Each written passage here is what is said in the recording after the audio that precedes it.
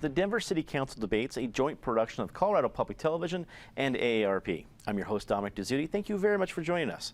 We continue our series of debates looking at the open seats for the Denver City Council. Tonight, we are featuring all 9 candidates running for Denver's 7th District.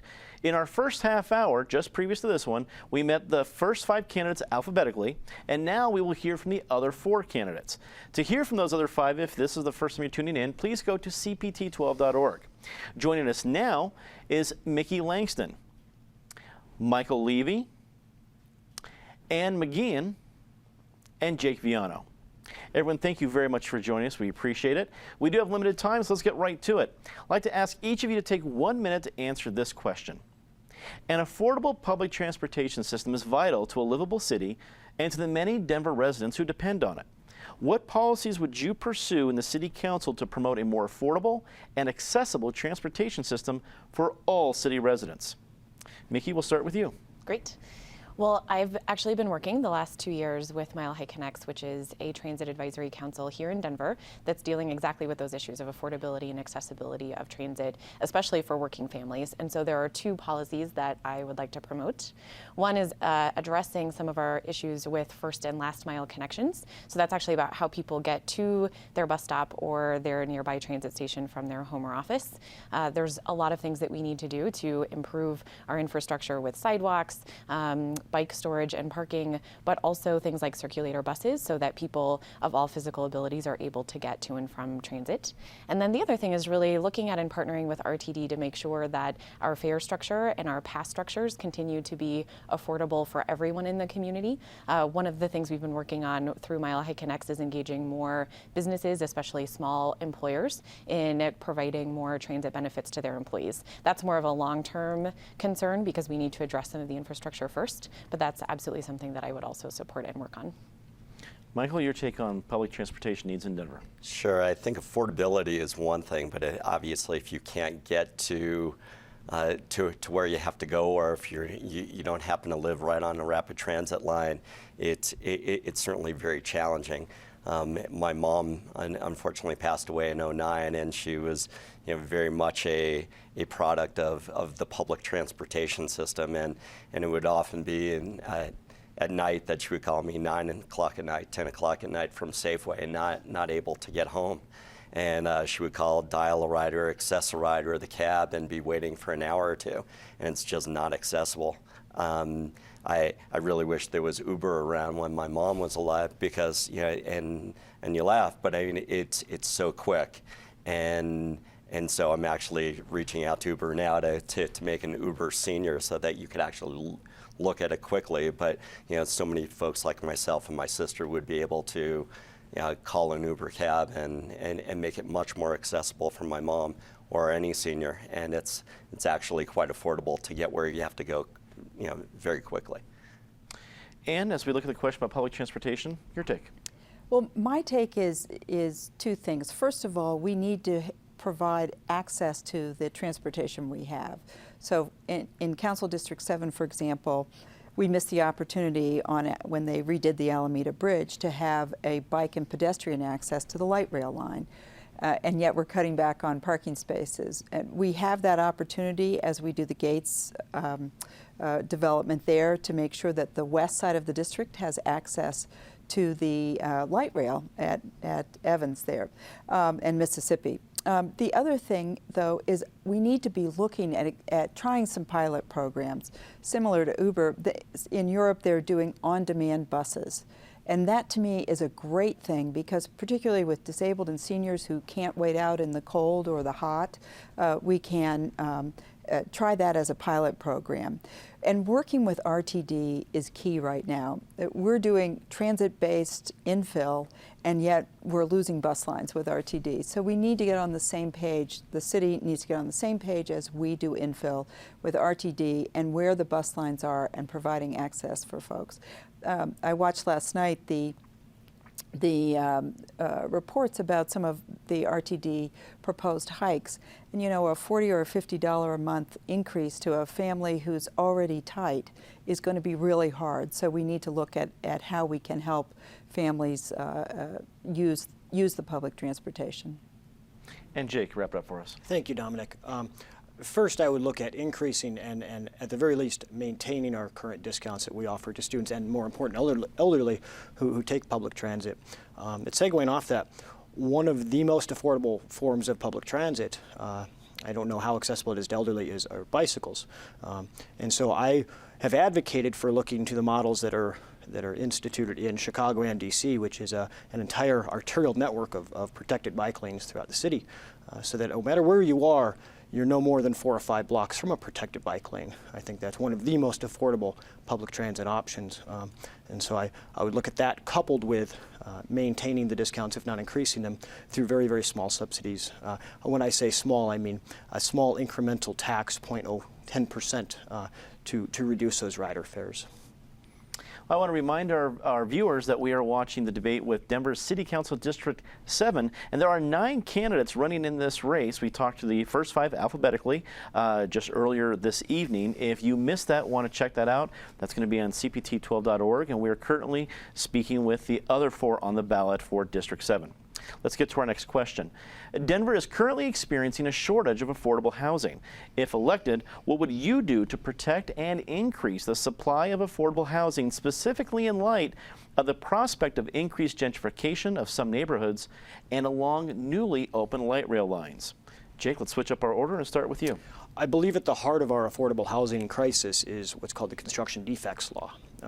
And as much as I advocate for continuing to allow homeowners recourse to file claims with shoddy construction, unfortunately this law is being abused.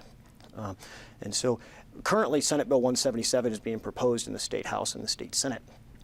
If the state is unable to pass that, I would work tirelessly to ensure that something similar is passed at the city level. Essentially what it would require is that a majority of homeowners in a condo building sign off in a class action suit, instead of what the current process is a homeowners association can just simply go after a developer and their insurance company. What this is doing is currently it's creating a shortage of condos. Now historically condos have been the stepping stone for young people into single-family home ownership.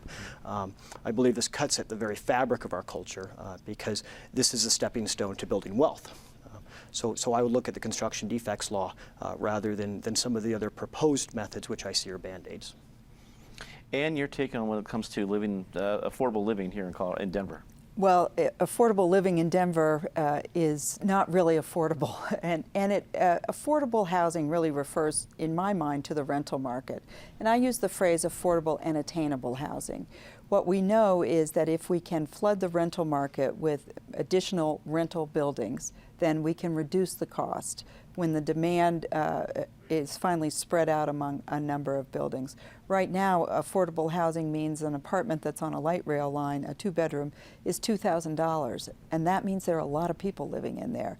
So if we can flood the market and increase the number of rentals along infill, and in our district, we can look, when you were talking about the issue of gentrification, we can look on the western side of the district, along Mississippi, along Evans, along Federal. There are opportunities along Federal that are amazing. There are some senior housing options on Federal, and we ought to take a look at doing some other developments in there.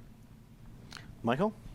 I think all the points are well taken. First of all, as it relates to affordable housing, there are so many people that are being completely priced out in the market.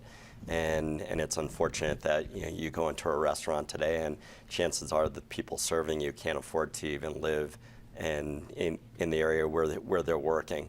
I agree with Ann in terms of that we absolutely need more rental units in Denver. However, one of the challenges is that there's an inclusionary housing ordinance that essentially helps to bring on more affordable housing, but it's strictly tied to the for sale market.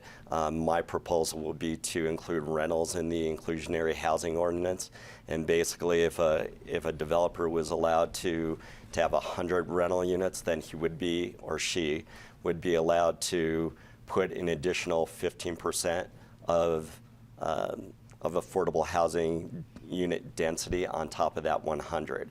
So it would just be 15% over and above the allowable density to be strictly for affordable housing units. And so I think with that, I think we could wind up getting a substantial number more affordable rental units on board in Denver. Mickey, as we look at affordable housing in Denver, your thoughts? Well, City Council did recently make some changes to our inclusionary housing ordinance, but I think we have yet to see, obviously, if that is enough of a change in policy to facilitate and support investment in the kind of housing that we need. I think the key to this problem is really about displacement, and I hear every day from people in District 7 who are being priced out of their homes. And even so, there are the renters who are being priced out, but there's also homeowners who cannot afford to buy another home, even if they were able, which they would, to sell their home successfully. So if we are not addressing the displacement of our residents in our neighborhoods, then we're not addressing affordability. And there's two things that we haven't really talked about yet as a community, but I think we need to. One is looking at cooperative ownership of both private residential and commercial real estate as a tool for helping more people of various income levels be able to access home ownership, which I think is really important. I myself, the only reason I was able to buy the home I live in is because of a Section 184 loan, which is a loan guarantee program for Native Americans. And without that kind of assistance, there was no way that I would be able to afford the down payment for a home. So programs like that and making sure more people are able to access long-term ownership is key. And then the other thing that I think we need to seriously consider is looking at changing our zoning to allow for an experiment with other auxiliary dwellings or things like tiny houses. So that's something that I think could be very interesting and a tool for our community to increase affordable housing stock, but we have a lot of work to do inside the community to make that happen. Well, we'd like to thank the Denver Commission on Aging for submitting this next question. What do you believe is the greatest barrier to older adults being able to age with dignity in their community? And as we've changed our order, Michael, let's start with you.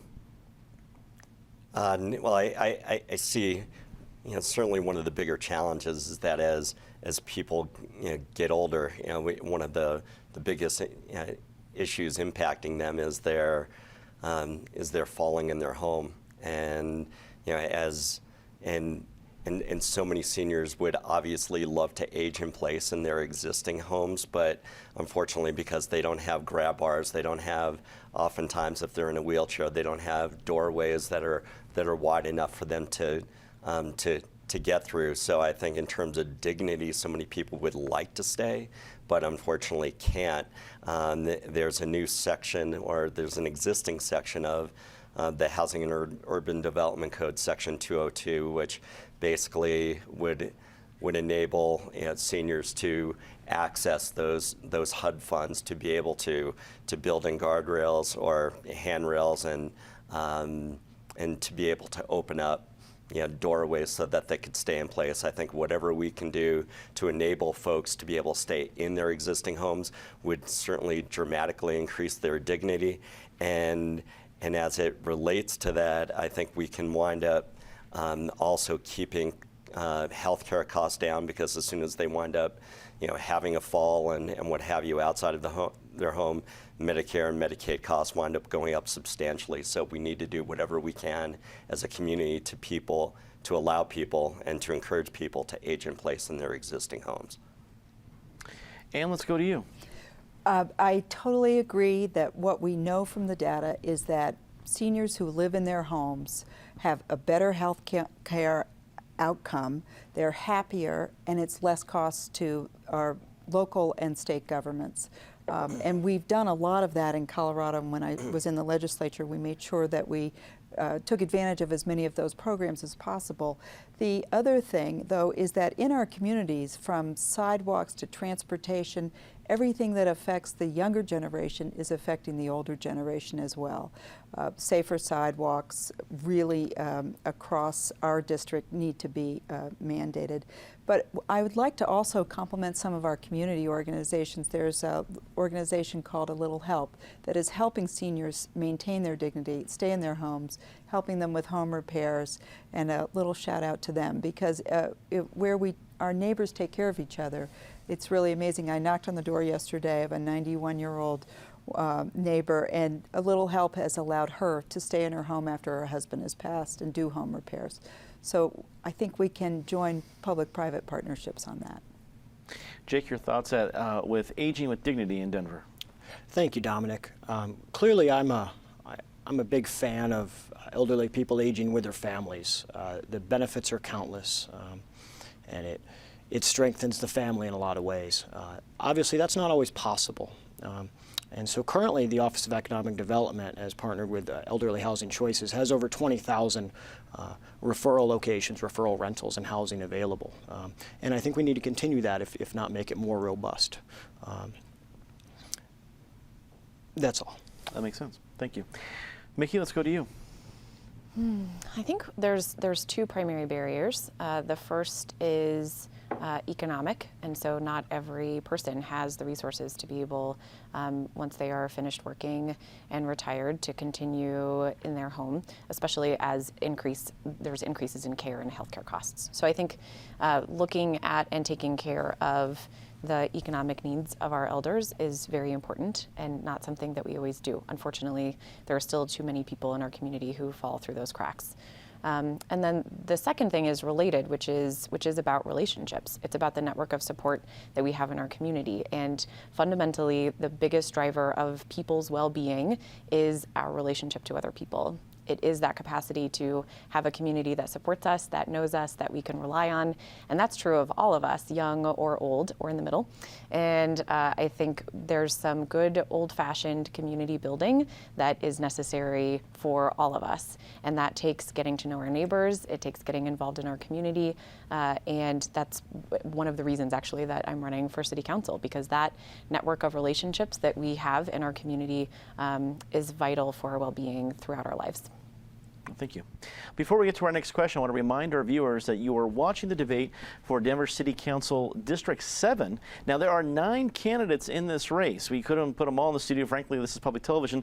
We didn't have 10 microphones. So what we've done is we had our first 5 alphabetically. We featured them earlier this evening at 7 o'clock, and you're watching the other 4, again, alphabetical order, right now. If you missed that first episode, please feel free to go to cpt12.org to check out their answers to the same questions we've been asking right now. And with that, let's get to our next question.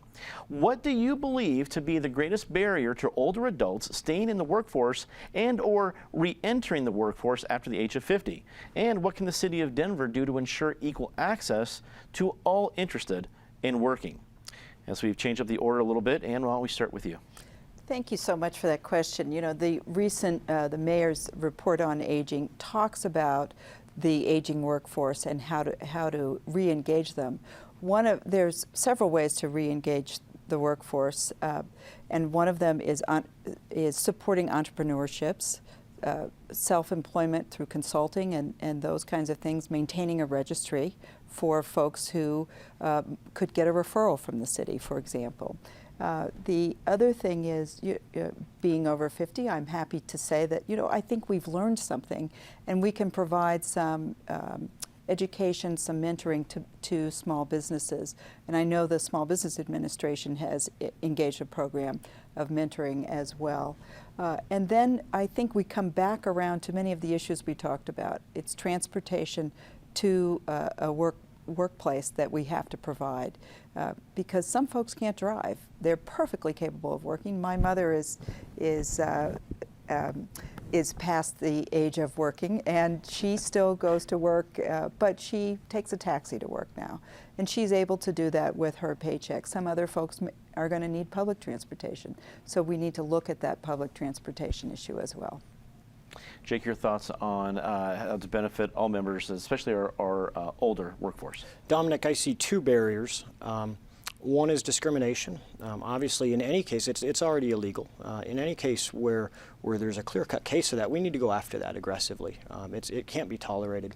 The second is technology. Now, my grandfather is the opposite. My grandfather self-taught himself computer programming at the age of 70, whereas my father just last month figured out how to send me a picture message. So I believe that there's room in our city government for low-priced or free technology classes for people over a certain age, for those who don't know how to use email or a spreadsheet. And I believe that in the older generation, there's an incredible amount of wisdom, incredible amount of knowledge, and a darn good work ethic that I think a lot of businesses could greatly benefit from if they actively sought that and tapped that labor pool more aggressively. Mickey, your thoughts? As the founder of Mile High Business Alliance, which works with locally owned businesses in the community and thousands of employers across the state, I've come to know a lot about the local economy and the various organizations and agencies that provide resources to business owners and the workforce. In fact, right now we're actually working on some improvements to a workforce development program in Sun Valley. And there's one thing that I have learned, and that's repeated across the board with organizations in Denver, and that is we have lots of existing resources that can be used to connect people with good jobs and the employers that value the good things that people bring to the table. But most of the time, people don't know what those resources are and they don't know how to use them. Even the organizations that provide training and education and workforce development support, most of them don't have very good means of marketing their resources, especially to a diverse network of people. It's a common problem of any organizational leader or business owner. You just assume that people know what you have to bring. So I think one of the most important things that the city can do is help empower and support those existing partners in the community to be better at getting the word out about what they do, to connect with more of the people that need their resources, and that could include targeted outreach to the elders in our community who are still interested in contributing their skills and knowledge to the workforce. Michael, wrap it up for us. I think one thing I would like to add to all this is what a great resource and help, whether it's over 50 or 60 or 70 and beyond, that our elder part of the population can add to the Denver community. There are so many younger people that have young kids that are struggling to find affordable daycare. So I remember when my mom was living in a place called Allied Jewish Apartments, and there were so many older people that would have loved to have helped out, especially on the daycare side of things.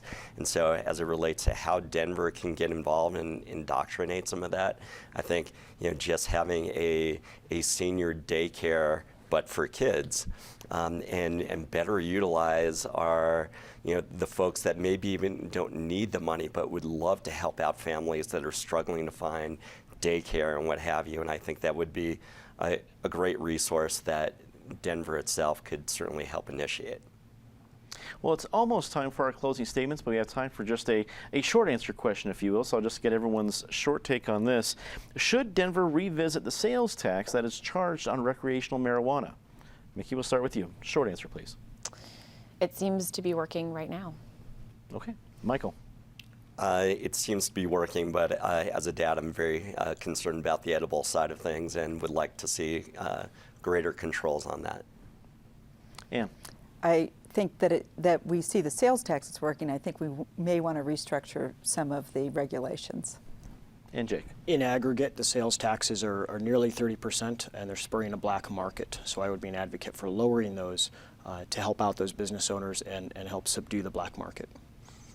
Well, it is now time for our closing statements. We ask all of our candidates to give us 30 seconds as a closing statement. Before we begin taping, we pick numbers out of a hat to determine our order. So based on that, we are going to start with Michael. Michael, your 30-second closing statement, please. First of all, thank you for having us and making all this possible. I'm a single dad, and I'm also a small business owner. I'm also the only candidate in District 7 that's not taking donations from any voters or any special interests, so I'm beholden to nobody but the voters of District 7.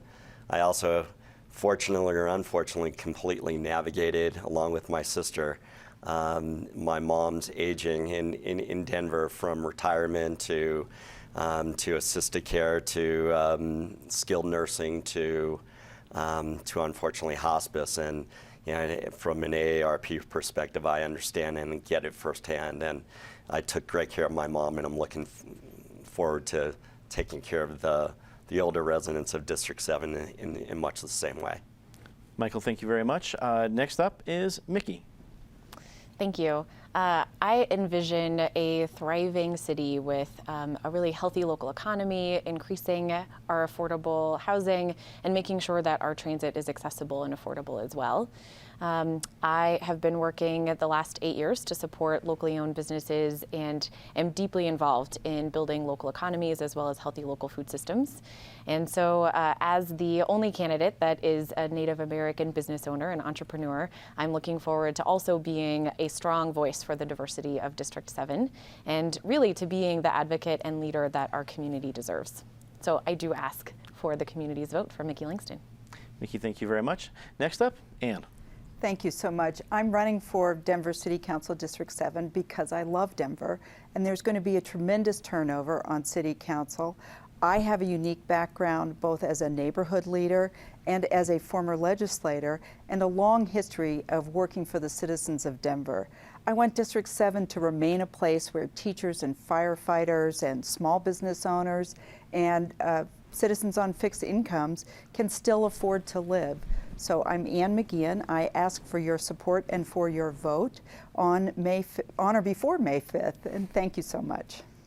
And thank you very much. And Jake, your last 30-second closing statement. Through my military experience and my small business ownership, I've spent many years serving and working with my community. I can imagine no greater privilege than to continue that as Denver's next city councilman serving Lucky District 7. That is all the time we have for our look at the Denver City Council race in District 7. I'd like to thank our candidates and all of our candidates for joining us. Mickey Langston, Michael Levy, Ann McGeehan, and Jake Viano. And of course, as I told you at the very beginning of this debate, this is the second half of our debate. There are 9 candidates in District 7. So we talked to the first 5 just before this debate, and that happened. You can check that out right now online at cpt12.org. For everyone here at Colorado Public Television and AARP, I'm Dominic Dezzutti. Thank you very much for watching. Good night.